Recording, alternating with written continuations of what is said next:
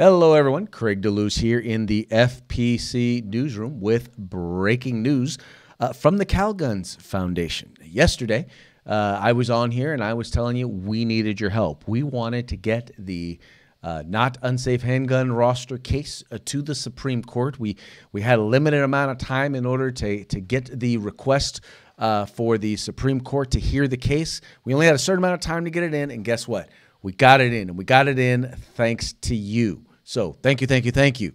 If you want to read about the case, follow the link in the description to this video, and you'll get a chance to read about exactly what it is that we're arguing, why we're arguing the Supreme Court needs to hear this case. This is a federal case, obviously. This is about the Second Amendment as well as the 14th Amendment.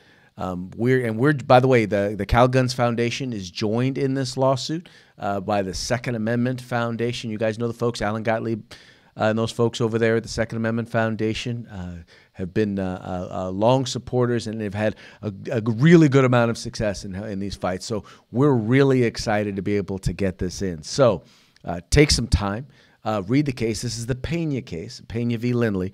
So take some time, follow the link in the description of this video, read about the case. And by the way, just so you know, yes, it's filed. Obviously, there's still going to be a lot of stuff that still needs to be done, because if they take it up, we're going to need to be able to argue it. We're going to need your help to do it. So you'll also be able to make a tax-deductible contribution when you go and you read about the case. So once again, Pena v. Lindley is filed.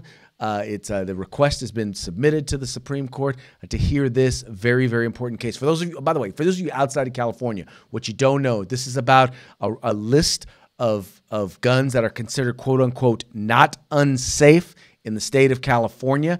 And really what it comes down to, it's about microstamping, a process that nobody does but is required on all new model semi-automatic handguns, or even if there's any sort of a redesign to a semi-automatic handgun, all of a sudden it has to have microstamping.